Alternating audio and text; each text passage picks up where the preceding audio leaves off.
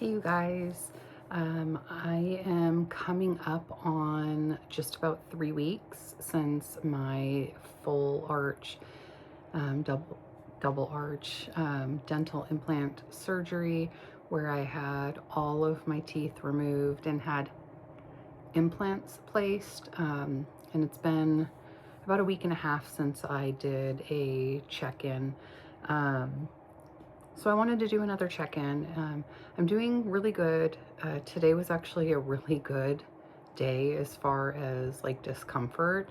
I've been getting fed some videos from other people who have gone through this recently, and it's kind of all over the place. Some people are talking about being in like pretty bad pain still at like 4, 5, 6 weeks out. And yet I've seen other people who've said that at like day 6, day 5, just pressure and no pain. So it seems to be kind of a pretty wide gamut. I typically consider myself a person who has a really high threshold to pain. And this is definitely one of the more painful things I've been through in my life. And I say that as a mom who's had kids. I've never broken a bone. So I don't know about that, but I have had like I had like a shoulder injury that required multiple surgeries. So it's not like I've never had an injury or anything. But yeah, so it's pretty painful. I only used, so I was prescribed 800 milligrams of ibuprofen to manage the pain, as well as, I don't know the milligram dosage. I don't have the bottle on me, but Norco. Um, you can see my cat back there. That's Sekhmet Debbie. Um, but so I didn't take the Norco except for a very few number of times, and only at night to help me sleep, because of my history with addiction. That's something that's important to me to not do, to not rely on heavy medications. So as quickly as I could, I transitioned to the 800 milligrams, and then I went down and started taking 600 milligrams, then 400, then 200. And at the point I hit 200, I just transitioned completely to Tylenol, just because that's better health-wise overall, and it has less interactions with my blood pressure medication that I take. So, but even with that, like there was definitely discomfort, pain, like even during the day taking the ibuprofen and the Tylenol, like alternating it like every 3 hours, there was definitely towards the end of when I could take my next ibuprofen, there was definitely a ton of pain. Hi, you want to say hi? This is Sekhmet Debbie. Hi, she's a baby still. I got her for myself in December. She was a Christmas gift to me. I've always wanted a hairless cat, and so now that almost all of my kids are grown and out of the house, I, at 47, got myself the first pet for myself instead of for one of the kiddos. But so she will be 1 on September 17th. So she's still a baby, but she runs around, as you can see, like she was bouncing around in the background. She's pretty chaotic. But so, yeah, which was also not fun when I was healing, right? Like she bounced off my face once. I felt kind of bad, but she normally sleeps in my bed in this red blanket. And for, I want to say it was the first full week, maybe even like a week and a half, I made her not sleep in here. I locked her out because I was just afraid that if she got playful in the night, she could accidentally hurt me, and I just didn't want to risk that. Um, but so, yeah, the pain was pretty bad. I still have a lot of like aching, but today, like I said, was really the first day that was really, really good.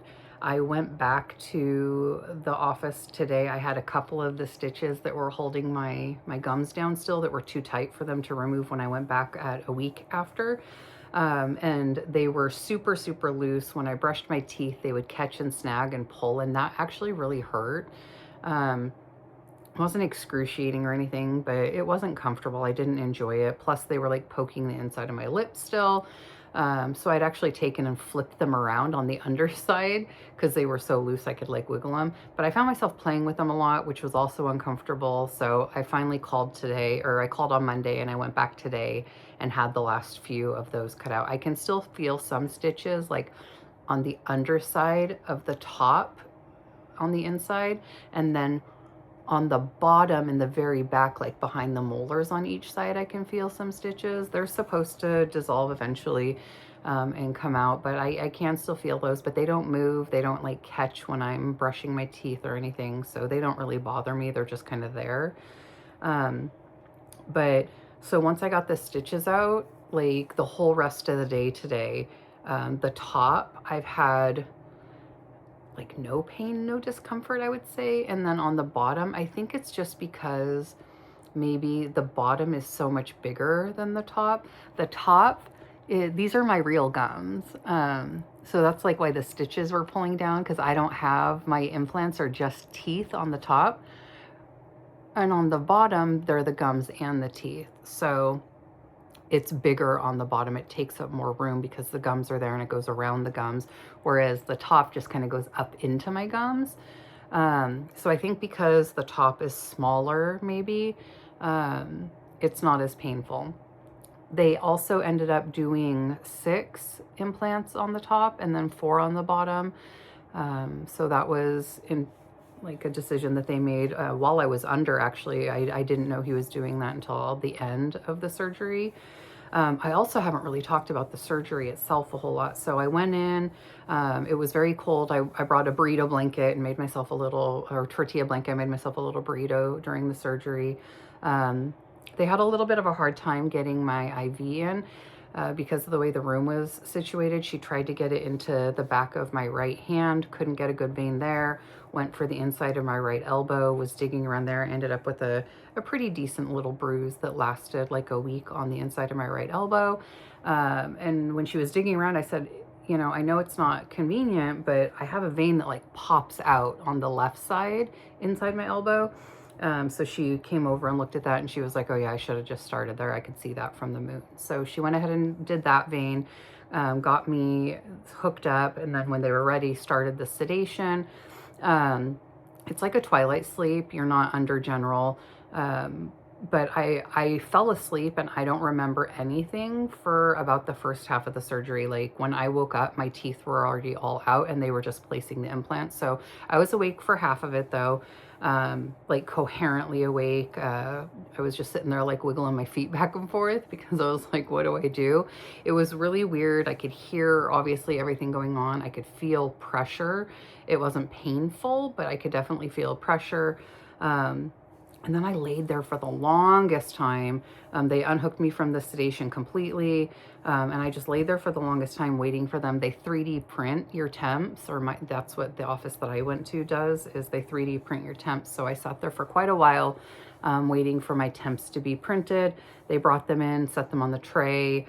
I actually have a picture of my teeth just sitting on the tray, which is kind of funny. I took a picture of my mouth with no teeth, with the implants with like the little silicone gaskets over it so that like they didn't get dirty or like lost or anything. So I have pictures of that. It's kind of bloody pictures. But then they came in and they finally put the implants in. I ended up being there. We got there at 7:30 and then I got home around 1:30 or 2. So it was like a half day.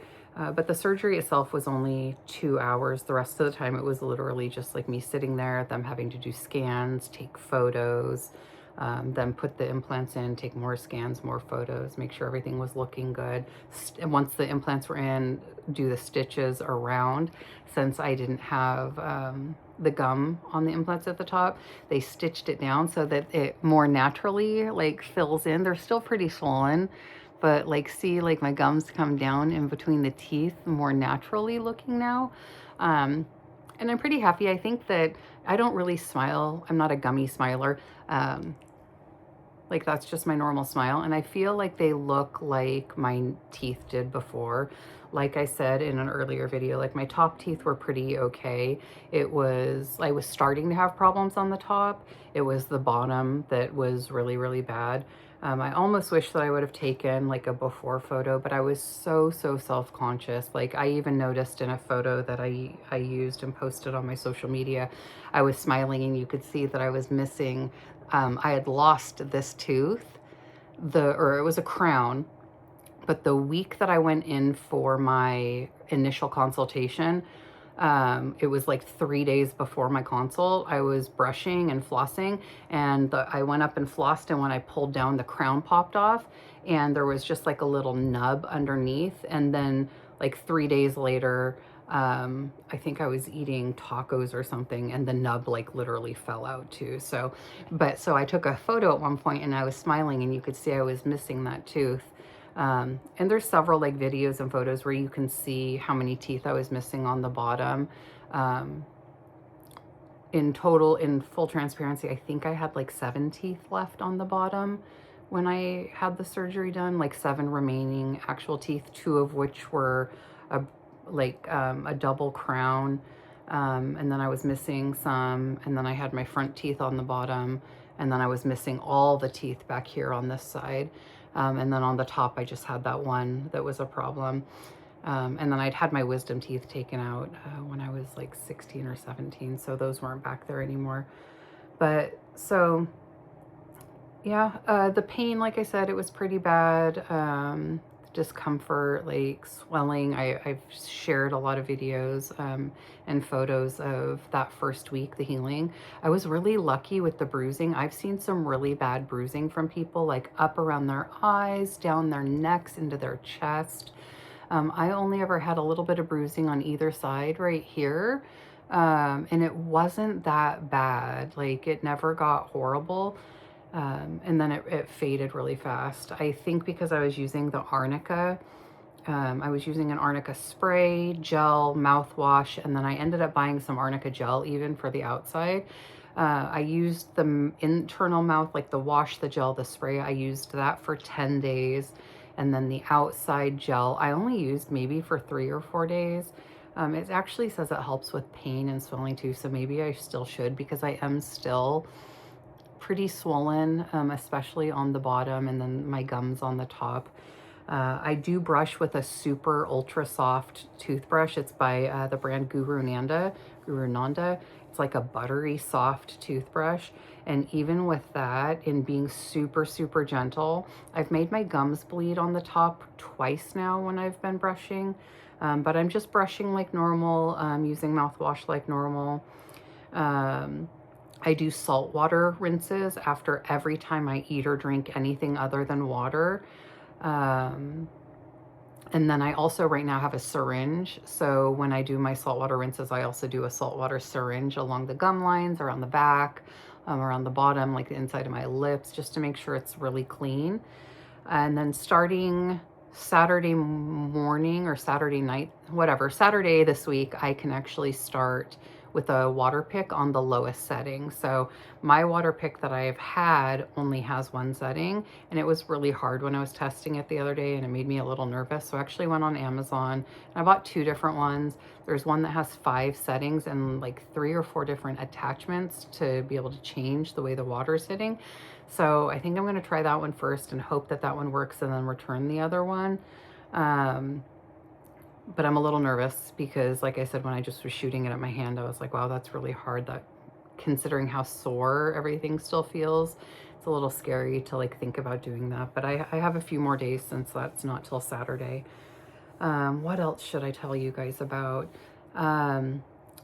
I took a week off of work, so I took the day of surgery that Friday. I took that day off, and then I took the whole next week off. I initially had been planning on going back on Monday after surgery. I'm really glad I didn't, because I was in so much pain. And even when I did finally go back to work the next week, talking so much, like it hurt. By the end of the day, I was just so sore.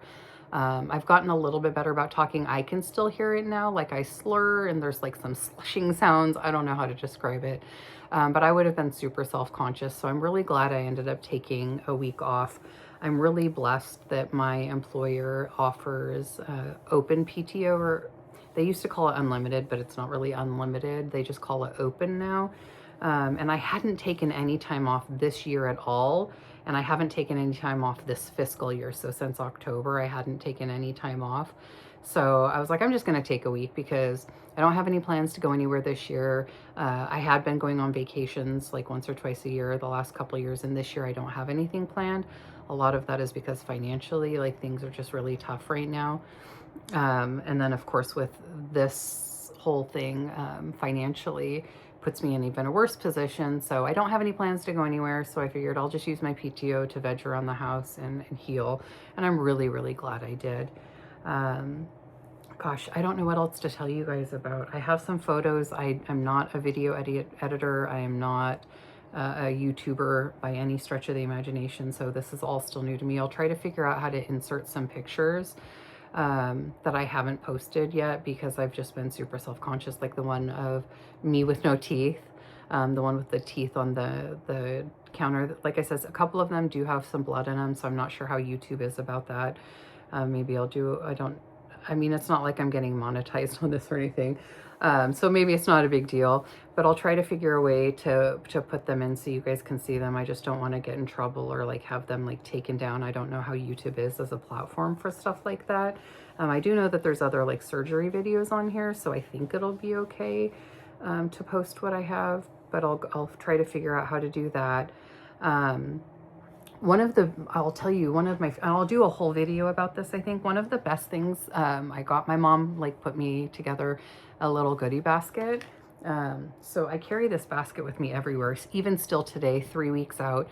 This basket goes everywhere with me. When I'm in my bedroom, it's on my nightstand. When I'm working, it's next to me on my desk. When I'm downstairs in the evenings, it's on the little table next to me on the couch. It goes everywhere with me.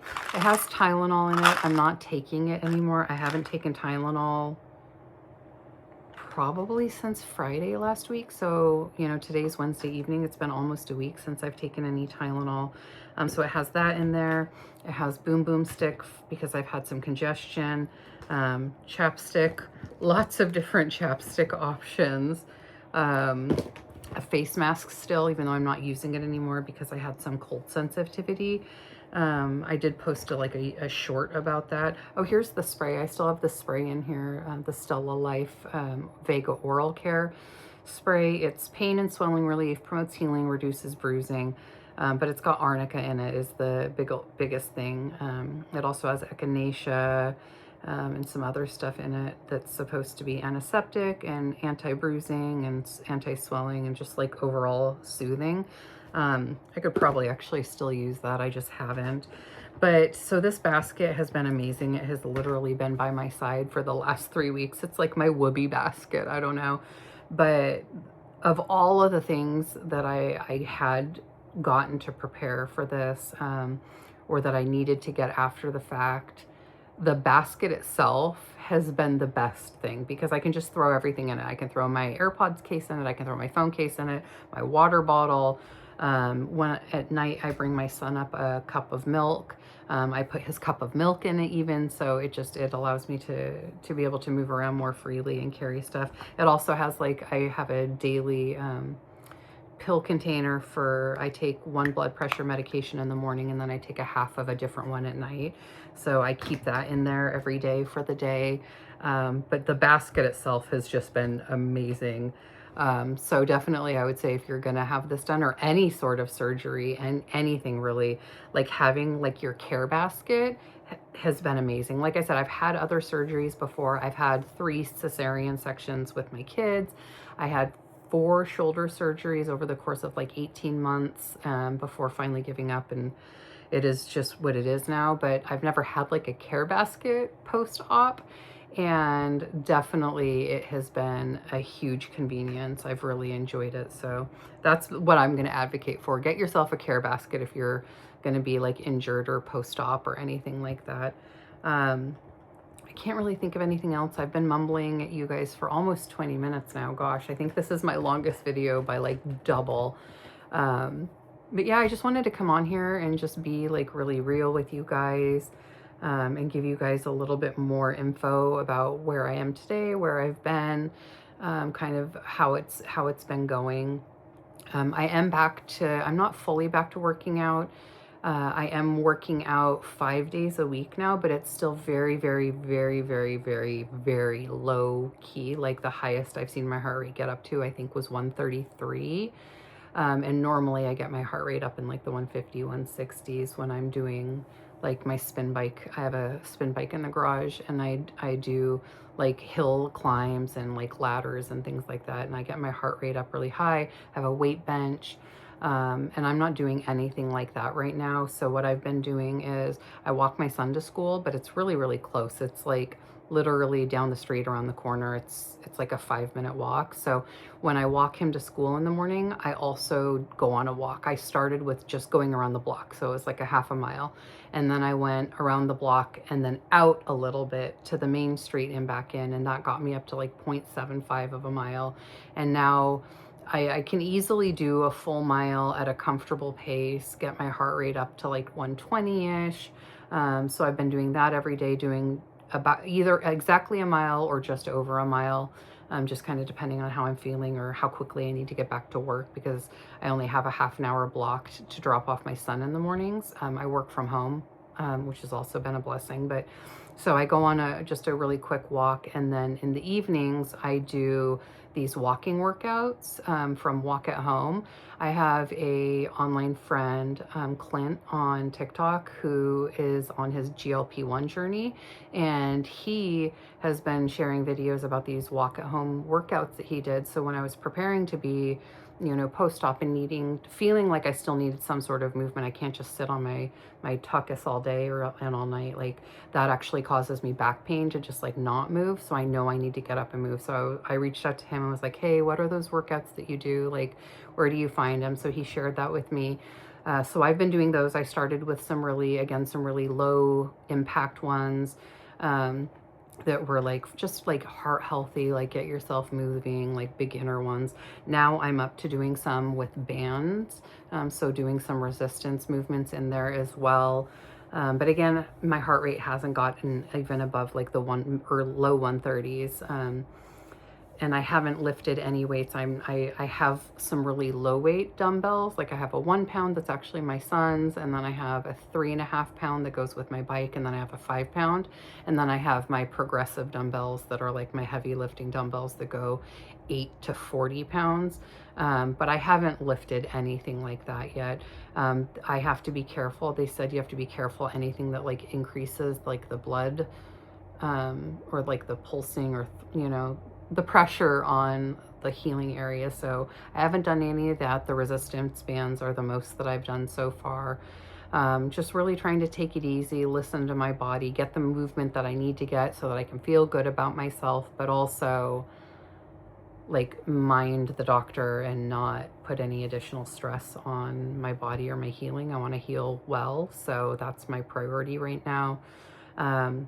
I've also been really focused on my eating, because I'm on like an overall health journey, right? I've lost 100 pounds. I've maintained that loss. I've maintained an about 100-pound loss, like give or take 10, 15 pounds up and down for like 2 years now. So I am still on that journey, trying to get even lower. So I didn't want to also like just eat a ton of mashed potatoes. There's a lot of sodium in those. There's a lot of carbohydrates in those. So I've been doing soups and mashed potatoes, like super watery mashed potatoes, and a lot of protein shakes and protein waters, like I talked about in my pre-op videos.